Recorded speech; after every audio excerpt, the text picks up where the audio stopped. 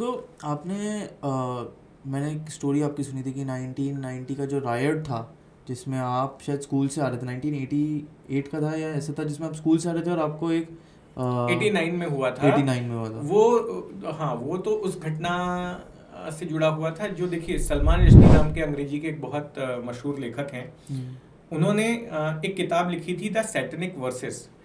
अब इस किताब के ऊपर विवाद हो गया था क्योंकि उसमें कई इस्लामी संगठनों को ऐसा लगा कि ये इस्लाम धर्म का इसमें अपमान किया गया है।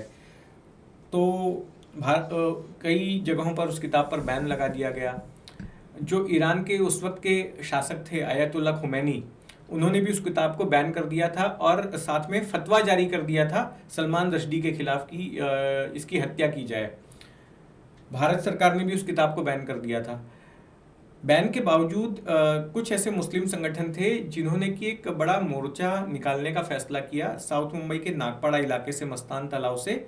जो ब्रिटिश मिशन का ऑफिस था साउथ मुंबई में फ्लोरा फाउंटेन के पास, वहां तक जाना था उनको। तो अब हुआ ये कि जब ये मोर्चा निकलने वाला था तो पुलिस ने इसको परमिशन नहीं दी, इस मोर्चे को। और जो मोर्चे के नेता थे, जो आयोजक थे, उनको एक रात पहले ही गिरफ्तार कर लिया। अब उनको गिरफ्तार तो कर लिया, लेकिन वो जमाना मोबाइल फोन और व्हाट्सएप वगैरह का था नहीं। 24 घंटे न्यूज चैनल्स भी नहीं थे उस दौर में।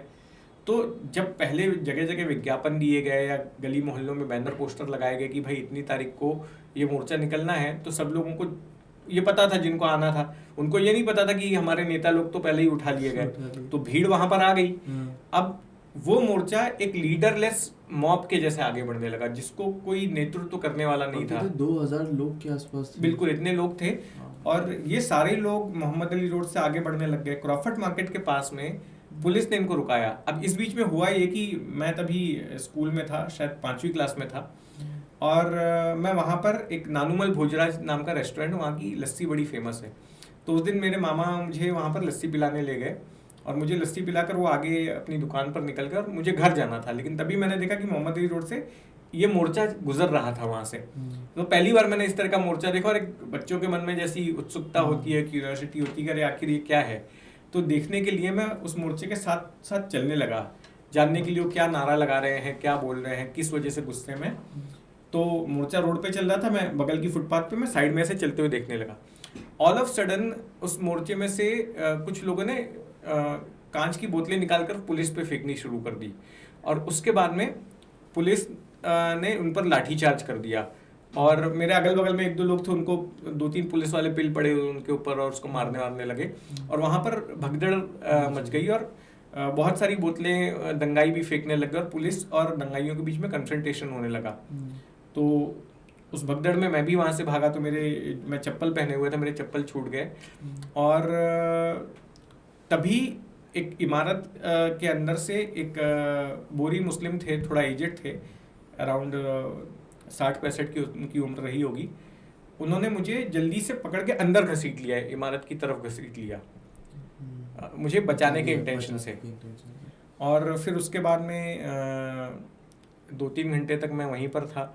अब उस दौर में फ़ोन नहीं था घर पे, तो घर पे मेरी माँ वगैरह बड़ा परेशान हो रही थी।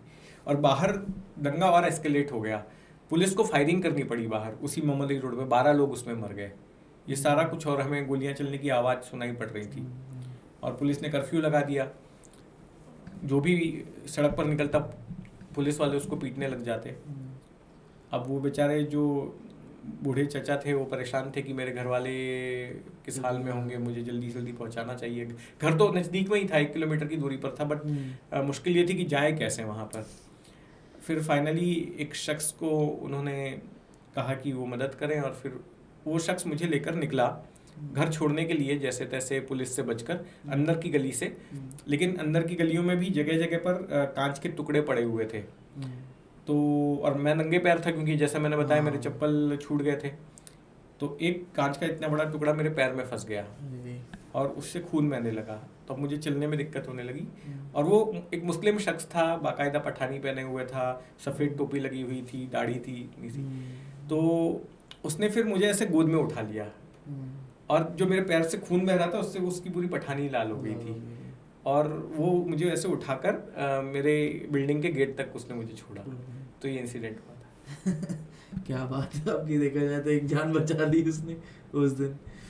इसके बाद आपका जो करियर रहा है इसमें मैंने देखा आपने काफ़ी डॉन्स के साथ इंटरेक्ट भी किया है, लाइक प्रॉपर, जिसमें अरुण गवली भी थे, ऐसे काफ़ी डॉन्स है, तो उसका कैसा एक्सपीरियंस रहा है आपका?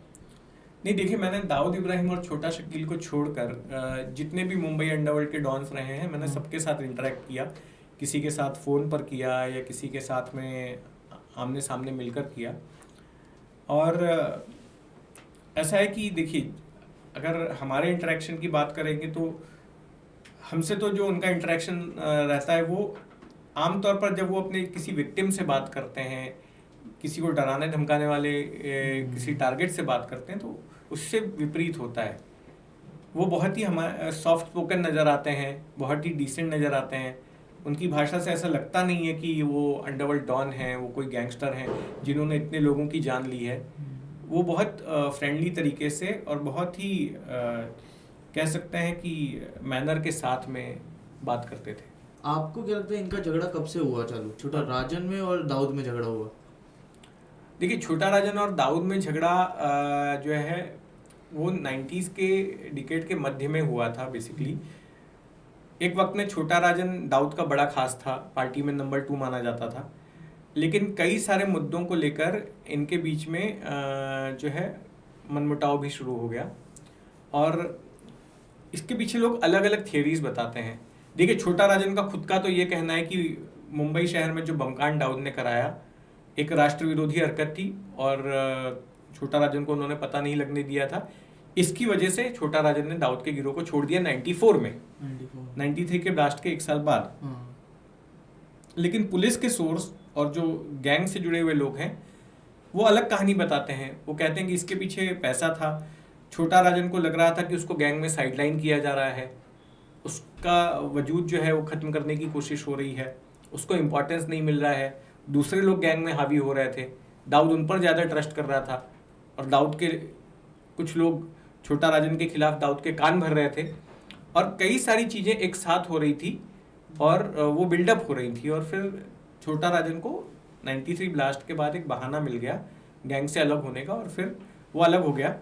दूसरी तरफ हमारी जो इंडियन इंटेलिजेंस एजेंसीज थी वो भी किसी ऐसे शख्स की तलाश में थी जो कि दाऊद गिरोह की अंदरूनी जानकारी दे सके, जो हमारी एजेंसीज की मदद कर सके। इसके लिए ये ज़रूरी था कि दाऊद के साथ काम करने वाले उसके किसी खास आदमी को ही फोड़ा जाए। और फिर छोटा राजन उनके लिए हैंडी नज़र आया। छोटा राजन डिसगंटेड भी था, नाराज़ भी था दाऊद से, दाऊद को मज़ा भी चखाना चाहता था। तो ऐसे में हमारी एजेंसीज को छोटा राजन एक अच्छे रिसोर्स के तौर पे मिल गया।